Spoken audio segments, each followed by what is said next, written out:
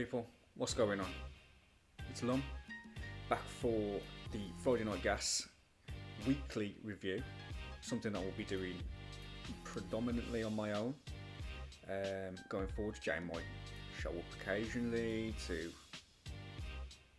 have his hot takes during it, but what it's going to be is a review of the previous week, scores, how my team's done, how players in general have done, and looking at future possible transfers and who's the popular transfers ins and outs so far that week.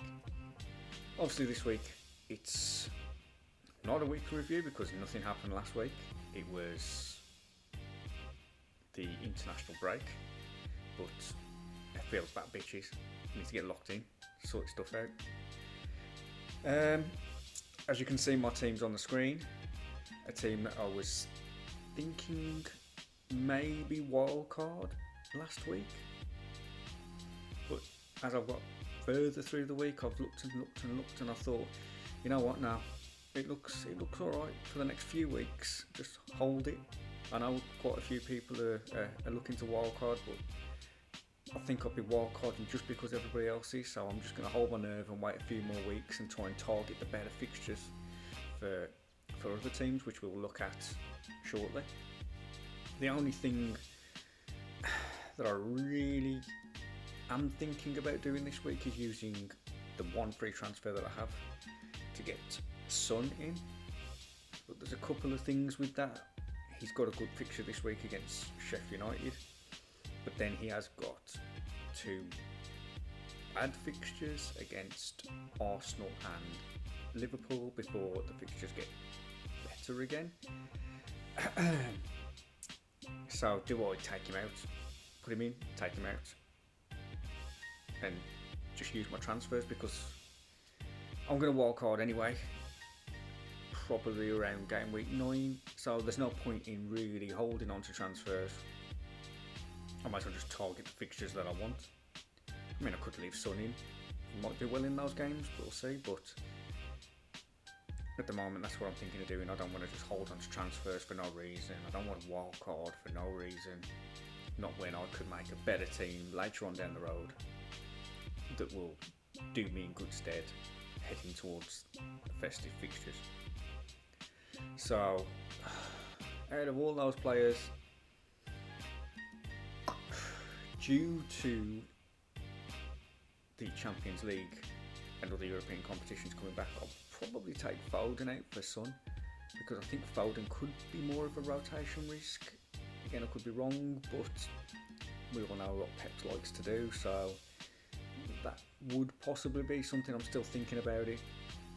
It might be a 5 minutes to deadline kind of change. It's just like balls out, let's go for it, or no, just stick with what you've got. We'll see. Anyway, moving on to the fixture difficulty rating here. I know it doesn't explain everything all the time, and you can get freak results like Chelsea did against Notts Forest last week, but it's normally a reasonably good judge on how you expect a team to do. And like I say, looking at my team, I've got 3 Chelsea players, and Chelsea have got Bournemouth, Villa, Fulham, Burnley.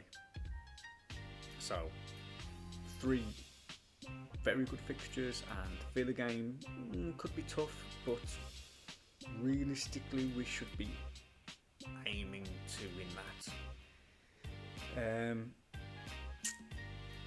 Like I said about Spurs, they've got Sheffield United, Arsenal, Liverpool, then the Luton, Fulham.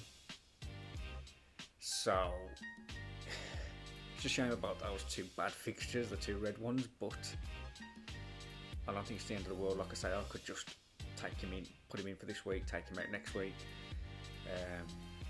But then who do you put in? Maybe go to a Rashford against Burnley and Palace. I don't know. There's moves to be had. I don't want to lock in yet. It's FPL's fluid.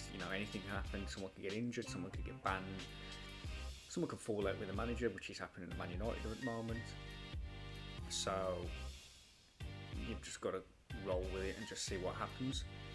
So yeah, I mean, looking at that, that's the kind of thing I'm looking to do. Maybe 8 or 9. Start thinking of a wild card. Target maybe the Villa players.